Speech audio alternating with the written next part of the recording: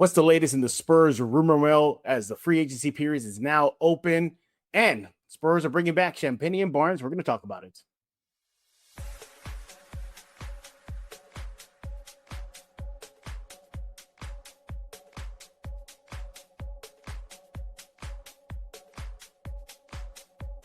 Hey there, welcome back to Spurs in Focus right here on YouTube, iTunes, Spotify. You also got the Pocket Cast, Amazon Podcast. And don't forget about the Substack. Spurs in Focus Substack is completely free. Go sign up right now. And thank y'all for signing up. Y'all have. I got to notice that it's already over 100 subscribers. Let's keep that going on the Substack. And let's keep the subscriptions going up right here on YouTube at Spurs in Focus. I appreciate it. And thank you for making Spurs in Focus your first and only spot for all things San Antonio Spurs. Ignore the rest. Ignore them. Yeah. You want to talk Spurs, you want to come here to Spurs in Focus every day, every second, every hour. You want to be here. And yeah, my name is Jeff Garcia, longtime Spurs writer in San Antonio. What are we talking about today? Y'all already know by now, Champagnie and Barnes will be back. The Spurs have restructured Champagnie's deal, so we're going to talk about that. Barnes is back.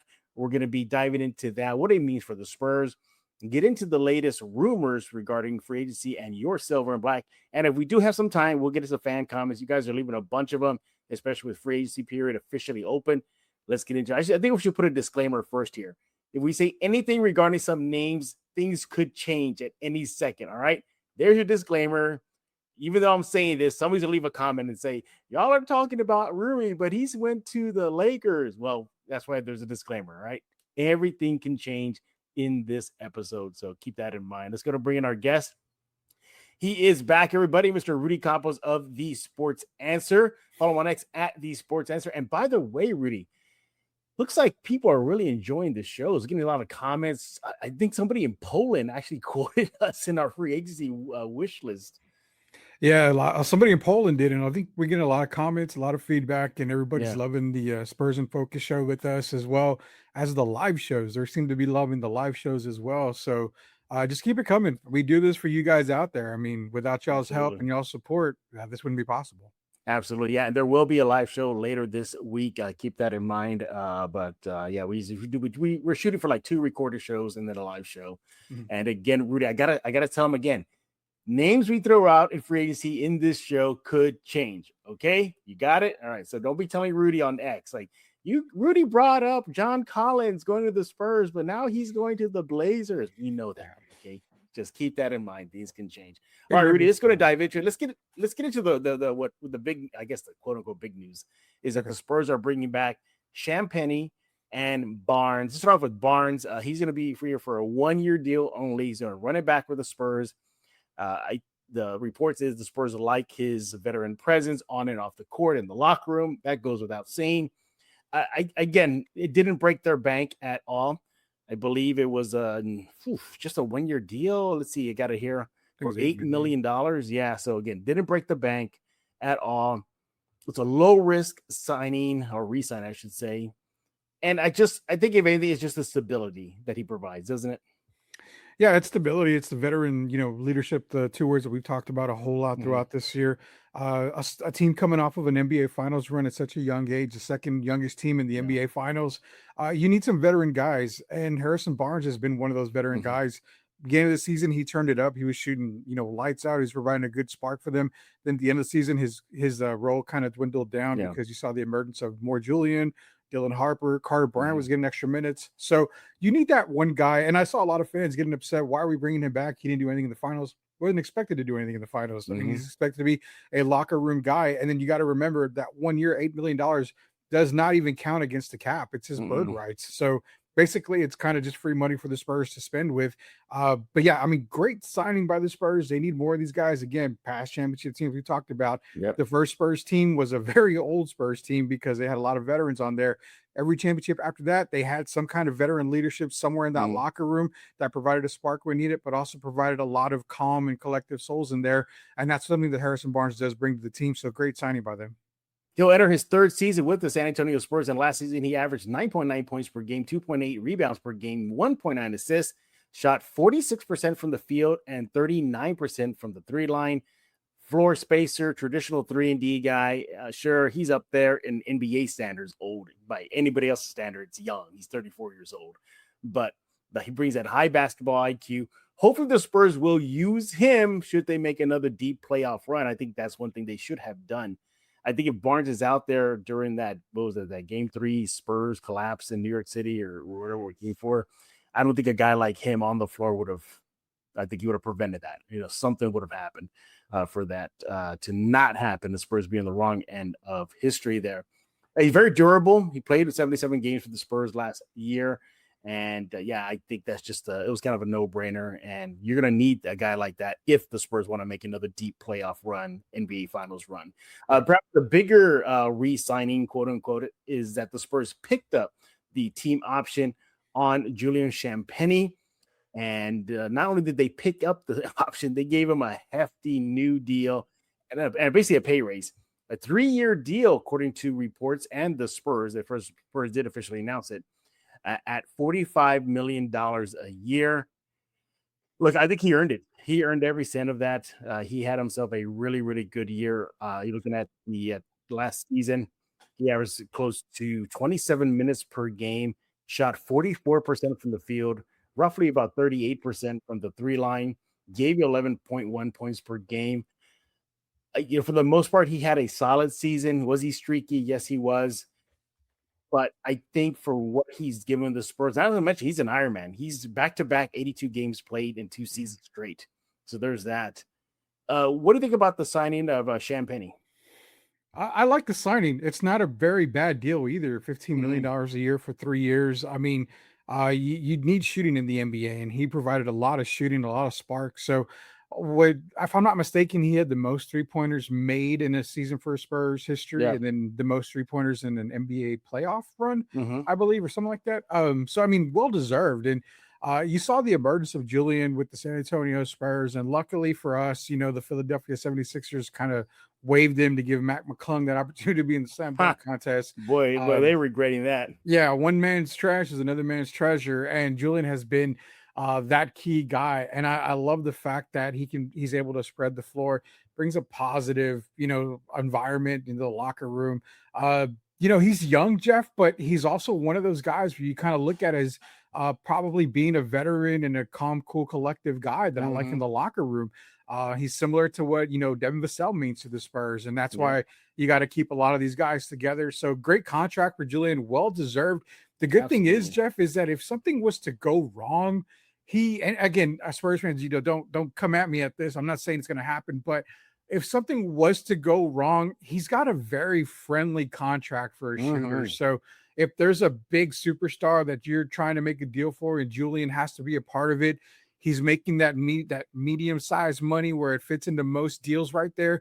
And, he's a commodity that a lot of teams could use. So great contract by the Spurs. And again, well-deserved by Julian. Hope he does stick around for all of his contract. Yeah. What I like about him, he's a low usage guy. He doesn't need the ball in his hands to contribute offensively. He's a highly efficient player. Yeah. He works well in the motion offense, spot up shooting. He's actually, look, he's not going to be challenging Victor for the DPOI, defensive player. I get that, but he's a decent defender. He's not bad. And, but no, again, I think there was a solid addition. I like the fact that they're kind of sort of bringing back the group that took them to the NBA Finals last year. I don't think I think the other news is to Harrison Ingram and David Jones Garcia. The Spurs have allowed them to go into restricted free agency. So we'll see what that shakes out. But even at that, for the most part, the Spurs are bringing it back. Yes, we're going to talk about the rumors in a bit, how they can tweak it. But bringing back Barnes, bringing back Julian, Rudy, just tells me that they kind of fully believe in this team. Yeah, and I was just going to ask that same question for you. Does running it back and bringing back the same team have a feel of an NBA Finals run? I would say that there's a lot of parts on this team, and don't think it's a little bit. Just because they got an NBA Finals run, that's great. But you saw some other teams that are going to be getting better in the Western Conference. A lot of teams are going to be, adding players after free agency. So I think this team right now, currently stacked, is definitely one of the better teams in the Western Conference. Mm-hmm. I think they still need to add a couple more guys to make it a complete finals run. The problem is that when you've already got a 9-man rotation already signed under contract, and that's to include now Julian Champagnie, where are these, 10, 11, 12 guys going to fit if you're going out, signing one of the guys that we're going to talk about in a little bit? Do they steal minutes from certain people? Do they get enough minutes to want to come to San Antonio? Are they going to be a focal point? The team currently constructed it's probably flirting with a finals run, just depending on where free agency and what other trades do happen. I mean, you saw John Morant go to a loaded Portland team already. They re-signed Robert Williams too. So that team just getting a little bit better. Dame Lillard's coming off of an injury, so he'll be ready for the start of the season. We mentioned teams like Utah. Last I heard, Denver is potentially trying to get into the Jaylen Brown mix of things. So you're starting to see other teams kind of add pieces to where if San Antonio runs it back, do they have enough pieces in place to maybe make another finals run? But these two guys are vital points and vital keys to this team. So I like both of them right now. Yeah, I agree. I think the Spurs, even a great, I give them an A, solid A, for bringing back guys that are part of the chemistry right now, part of a deep playoff run. And again, they were on the cheap. Didn't break the Spurs bank. So I like that. I couldn't imagine what Julian could have gotten in free agency if he said no, like I'm good. If the Spurs didn't pick up his team option, I think he probably would have gotten a lot more than what the Spurs offered him. I think I had him around the $18-19 million mark. So a few more million what the Spurs offered. I think he probably looks at it as the teams that probably would have given him that money are teams that are probably not maybe contending for a title. Now, with LeBron James yesterday going on basically free agency, the Lakers opened up almost $52 million in cap space. So that could have been a team Julian could have signed with. But again, they're not on the up and up. They're on the down on down. So I think he fit right in. And I think the Spurs probably would have matched anything that he would have got anyway. Absolutely. All right. Those are our thoughts on the Spurs bringing back Champagnie of the new deal and re-signing, re-upping Harrison Barnes. But we got a lot more to talk about. It is free agency rumor time. Yes, it's officially the free agency period. Teams can wheel and deal officially. What is the latest coming out of the rumor mill? We're going to be discussing that right here on Spurs in Focus. As the new leader of the Decepticons, I command you to subscribe to Spurs in Focus.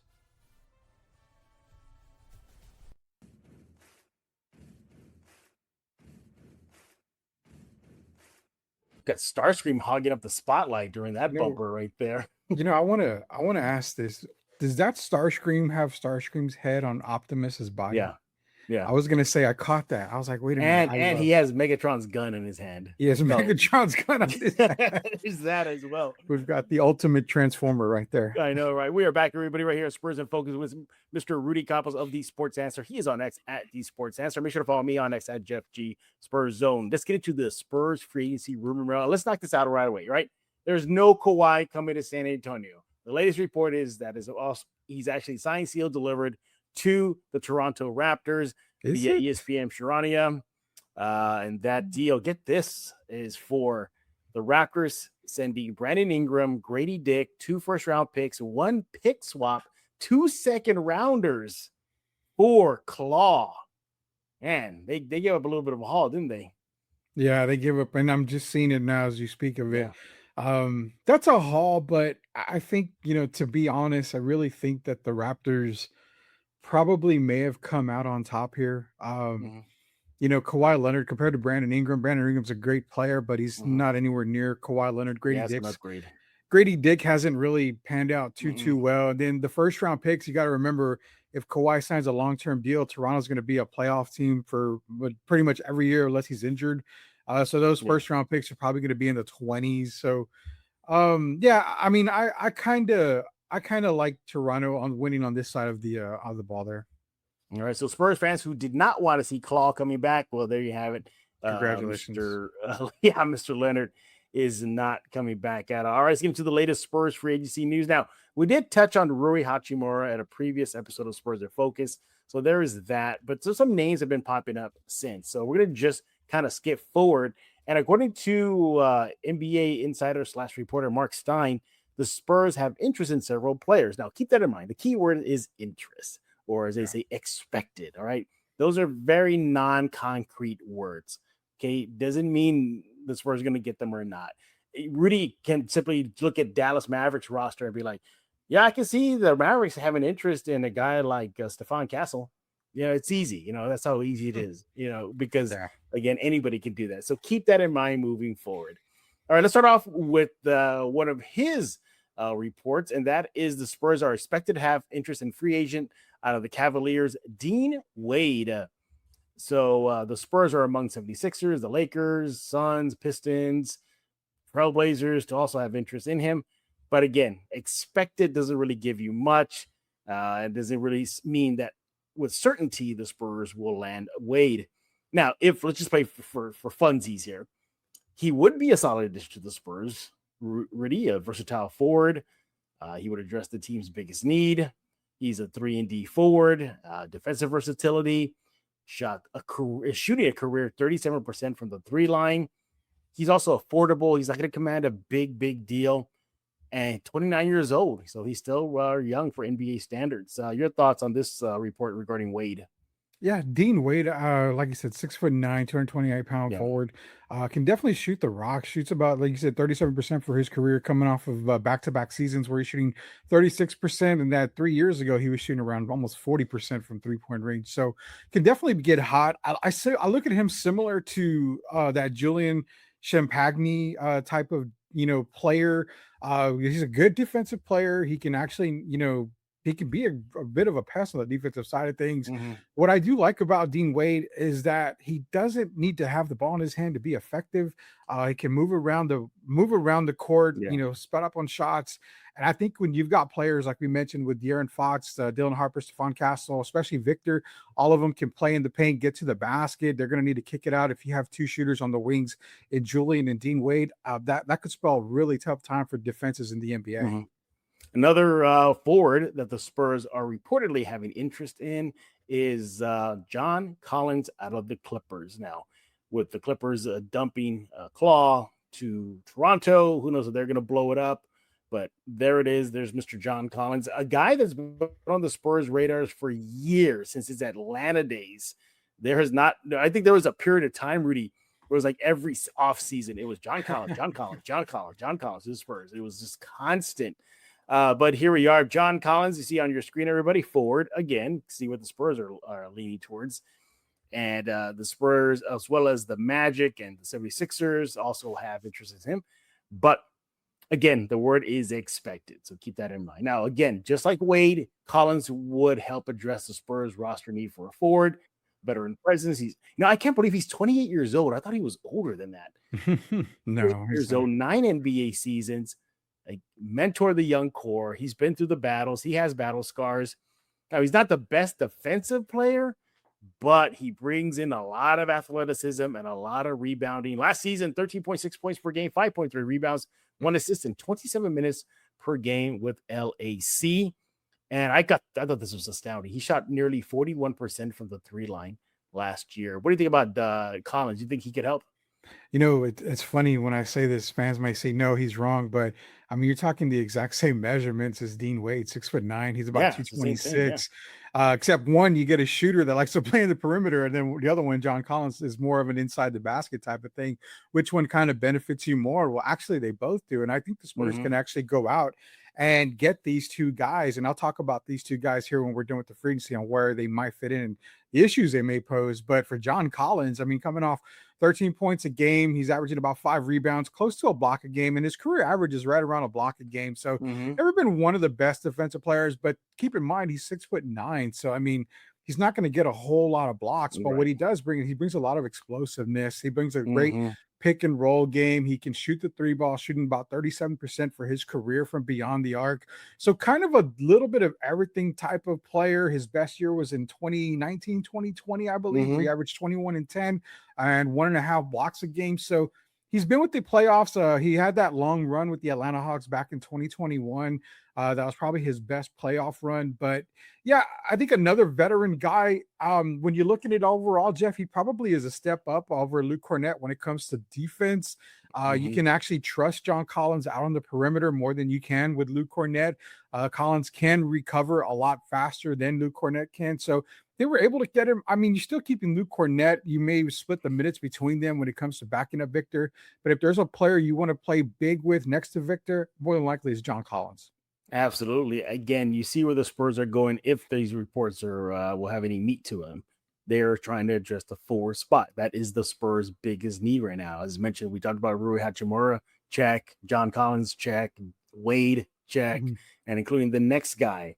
Also, according to Mark Stein, the Spurs are showing interest in this guy, Mr. Tobias Harris. By the way, a big George Gervin fan. He grew up in the Michigan area. So he grew up loving the Iceman. But Tobias Harris, this is a new one. This one popped up again via Mark Stein. Veteran forward. I mean, veteran. He's 33 years old. I can't believe he's already 33. I remember he entered the NBA. Last season, he posted 13.3 points per game, 5.1 rebounds, 2.5 assists in 27 minutes for the Detroit Pistons. And he shot the ball pretty well. 47% from the field, 37% from the 3 line, and then 87% from the free throw line. He's a reliable floor spacer. We know that. He can score in the mid-range. He can make threes. He can defend multiple positions. And the obvious, he provides the young Spurs with more veteran presence. But I don't know, 33 years old, he's not the same spry Harris that we saw in his Philly days, his earlier days. What do you think about Tobias? So, quick fact, you mentioned George Gervin and Tobias, friend of the show, and our good buddy Derek Gervin always talks to Tobias Harris's dad. So if there's any insight you need to get, I can definitely get it for you on Tobias Harris. But Tobias, for us. Tobias brings a lot of wisdom, a lot of veteran leadership to the San Antonio Spurs. I mean, he's kind of been around the league with Milwaukee, Orlando, 2 stints with Detroit, the Clippers, Philadelphia. He's had some years where he's played in the playoffs. I think the most games he's played in the playoffs is like 14, which was last year with Detroit. So he's got a little bit of experience. He's had a lot of success toward the middle of his career. You're not expecting him to be coming in averaging that 18, 19 points a game that he was for a while there, especially in Philadelphia. But what you're kind of expecting him to do is come in, maybe get that, 9, 10, 12 points a game, which he's very capable of. I like it because it adds depth to a position where I think the Spurs needed help last year with the finals run. You have guys like Harper and, Castle, but where I think they kind of got a little lost in that transition too was with Devin and Julian. You had to come in with Carter Bryant and Keldon Johnson in some of those spots. Well, Keldon would like to get to the basket, but wasn't Mr. Reliable when it came to a pop-up shooter inside the arc. The Carter Bryant is still learning. So I think if you bring in a Tobias Harris, he fits above those 2 guys coming off the bench where he can provide a little bit of scoring, get you about 8 or 9 points a game, kind of give Devin and Julian Champagnie that little bit of rest. And he's not going to break the bank either. He's probably going to come in, maybe mid-level exception, maybe even half of that, to be honest with you. So, I mean, you can probably get him on the low end of money-wise. And again, it's more like a Harrison Barnes type of deal where you kind of get him in. He's a veteran type of guy, but I think he provides more than Barnes does on the floor, scoring wise. Because again, I mean, he can still put up around 13, 14 points a game if needed. So I like it. But again, man, these are all great options. It's just finding minutes to a team that's already loaded with players. All right. Here's where I do a little pushback with Harris. Just with Harris alone. Okay. Are you is he going to be redundant? Because you just signed Champagnie and Barnes, and I think he fits in those guys' molds. Yeah. Then maybe a Collins or a Wade. Those guys are younger, more explosive. Julian, he's not known for his explosivity. Harnes, obviously, his best athletic years are behind him. But as far as those 2 signings in comparison to Barnes, is Tobias Harris, isn't that redundant? Yeah, it is. I mean, that's why I said you're kind of getting the same similar player like Harrison Barnes. You already made that signing. You don't want to go out and pay him a whole lot more when you've got Harrison Barnes. So, again, he fits in that mold. Like I said, probably right behind Devin and Julian if you want to bring him in. He's above, I think, Barnes, Carter Bryant and Keldon. I mean, I know Keldon's 6th man of the year, but when it came to playoff time, I think I would trust Tobias Harris in playoff time over Keldon after what we saw. But again, it's a year removed from it. It was his first playoff run, so could he be better? Probably so. But right now, I mean, Tobias Harris would be a great signing. It's just a matter of for how much and how many minutes is he looking for. Yeah, exactly. Now, of the 3 names we just discussed, Wade, Collins, Harris, how would you rank them? Like Spurs go for this guy first, this guy second, this guy third. It would probably be Collins, Wade, and then Harris would be for me. They addressed the need in the draft, but again, Jaden Quaintance is coming off of an ACL, probably not going to play this year. If he does, it won't be later in the year. Terrace Reed's going to get minutes, but again, he's not going to probably get major backup minutes. So I think addressing the front court help with Luke Cornett and then Victor, adding John Collins, that would bolster that front court. That would help them a whole lot. That way they don't have to play Carter Bryant at the 5 or Keldon Johnson at the 5. They got another big guy who's used to playing in the paint in John Collins. Absolutely. Yeah.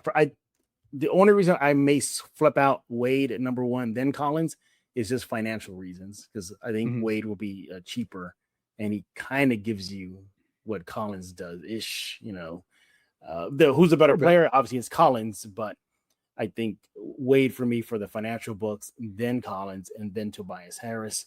That's how I would triage it if the Spurs are going to seek out one of those 3 names. Now, again, everybody, disclaimer, anything could happen between, you watching this show and maybe just 2 minutes before you click play. All right. Yeah. So things can change. But the point is, even if you just erase the names, we know what the Spurs are looking for. We saw what they're doing in the draft with bigs, forwards, centers. We see what at least all the reports are linking to, forwards, bigs. So they are aware, the Spurs that is, what they need to do to tinker with this roster. They are that one piece away from being nearly a complete team.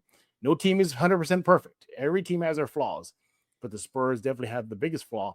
That is the 4th spot. But what do y'all think about the Spurs rumor mill? Collins, you got Rudy, you got Harris. We need to know. Let Rudy know on X at the Sports Answer. Let me know on X at Jeff G Spurs Zone. In case you're wondering, why not Mamu, Sandro? The friends of Flavor Flav. Well, he is staying in Toronto, and so there's that. So he's off the shelf already. So we'll see what the Spurs do. Freeze Beer just started, everybody, just begun, and the Spurs. They operate in the dark and they move slowly. So who knows the next time they'll make a move. Hey, we got time for a couple of quick Spurs in Focus fan comments. Okay. And surprise, surprise, they're all about the free agency market here. All right, Rudy, I'm going to hit you with this one. This is from at Mr. Majestic 77. He says, quote, Jonathan Kuminga to the San Antonio Spurs. Your thoughts?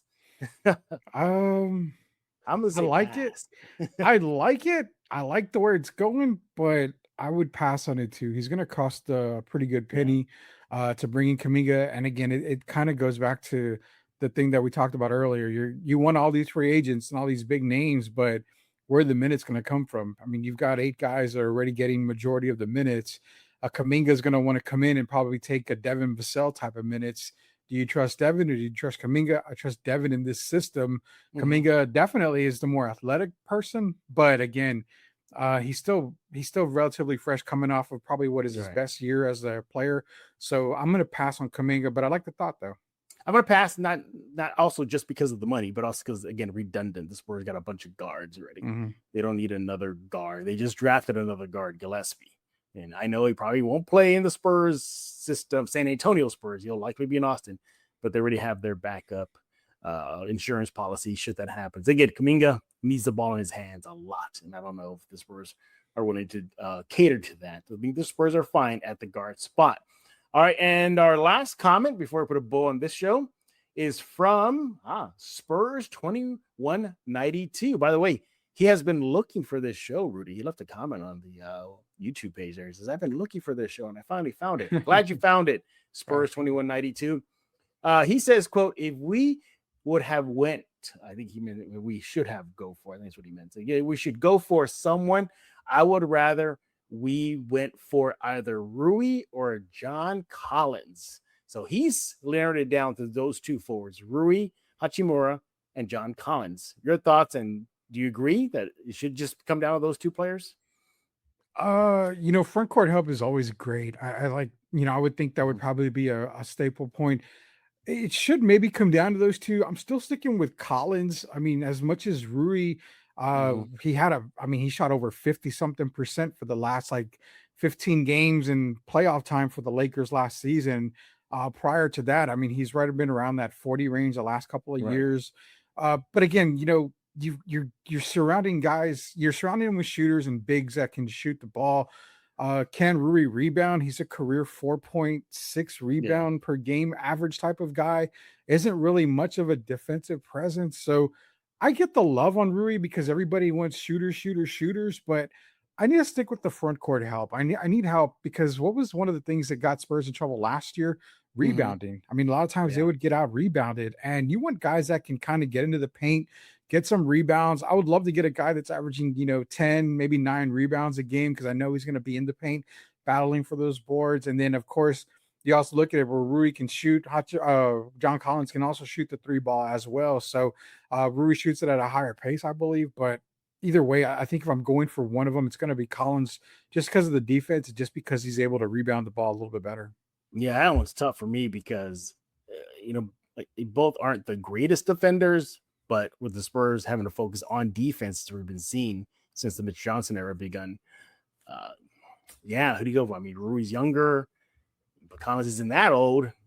He's been through more battles than Rui has, but Rudy is he better fit because he can go more downhill more. I think in this situation, if it's between Rui and Collins, I think it's a win-win. I think it's win-win. Mhm. And if you're gonna even slice it thinner, then I'll be okay. Who comes the cheapest? That's what I'm looking at. Who will come the cheapest? And they both provide immediate impact quickly. They'll be plug and play and go. Both are excellent compliments to Victor Wembanyama. Both will space the floor. You're talking about this Rui upped his 3-point shooting during the Lakers playoff run. It was like sky high. 50 So something. He was hitting yeah, it over was half. phenomenal. Yeah. So capable floor spreaders, capable veterans, capable guys that can plug and play at the position the Spurs need. So for me, it's win-win. All right. Thank you for those comments, everybody. Keep them coming over on the YouTube page, Spurs in Focus. You want to go subscribe there as well. Look, as we said again, for the third time, things could change. This is a free agency period. So if a name that we mentioned is off the board, well, it's off the board. All right. But we're just trying to give you the latest in this recorded episode of Spurs in Focus. Rudy, what is going on with the answer? Yeah, so the answer, Derek Irvin and myself, we do a Friday drive show over at the answer in San Antonio, Texas. It's live every single Friday. We talk NBA, we're talking Spurs, NBA free agency, NFL's coming up. Plus, you can also catch myself and a couple of other new guys that are going to be doing little shorts here and there over at Sports Answer and Boxboard Studio. So, best way to go is Answer Now TV. Hit that subscribe button so you're not left out. Plus, you also get Spurs in Focus there as well. Absolutely. By the way, can New York City just stop already? Just getting. I don't know if you saw this on Spurs and Focus website, but there's a latest from New York City. So they have these, guess for lack of a better term, like delivery bikes that anybody can just pick up and ride and do their deliveries. Yeah. Well, there's an advertiser on there who has an ad on the bikes, and it says, quote, 7'4", still couldn't get it done. Well, I mean, is Wemby living rent free in the most expensive city in the United States? I mean, Jeff, if you hadn't, found a girlfriend in 53 years, I mean, you'd probably be excited too, right? So I just can't believe it. They're still talking about Wemby. Then you had that New York County DA somewhere in the northern part of New York saying that if he, if Wemby did that to his son, what Rick Brunson saw when Wemby shoved his son Jalen Brunson, he would have put him in jail. Oh, come on, relax. You need to control your people out in New York, Jeff. Those are your people. Those are still my people. It's my adopted city. All right. New York City, enough already. Enjoy your championship. All right. Yeah. I love New York City. I lived there for 20 years of my life. All right. Mm-hmm. Just enjoy it. All right. Don't be too petty. Do you think San Antonio would have still been throwing shots at New York City, though, if it was reversed? If San Antonio won the title? No, absolutely think so? not. I don't think so. I mean, I don't know, man. It's been a while since we won a title. I don't know if this generation is more petty or not than what they were before. So I don't know, but I would assume not. I mean, we tend to just kind of celebrate and go on about our business after a few days. Absolutely. All right, Rudy. Well, thank you for taking time out of your schedule to Mhm. join us here at Spurs in Focus. Make sure to follow him on X, everybody, at the Sports Answer. Do that right now. And everybody else, thank y'all for making Spurs in Focus your first and only spot for all things San Antonio Spurs. Come here every day, every second, every hour for all the latest in San Antonio Spurs news. Make sure to subscribe on iTunes, Spotify, Pocket Cast, Amazon Podcasts, YouTube Music. We are everywhere. Spurs in Focus Substack is a complimentary piece to the show. Go subscribe right now. Just Google Spurs in Focus Substack, and you click subscribe, and you're in for free.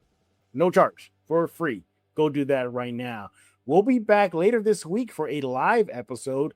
We'll see if there's any more Spurs free agency moves. Maybe, maybe not. Maybe the landscape of the Western Conference, it's changing rapidly. Rumblings that LeBron James may be going to Golden State. Well, how's that change and impact your silver and black? We're going to discuss it all later this week on a live episode of Spurs in Focus with that guy. He'll be joining me as well. So, yeah, keep up those subscriptions. Keep them coming. We appreciate it. So, for Mr. Rudy Campos, I am Jeff Garcia. And now you're in focus with Spurs in Focus.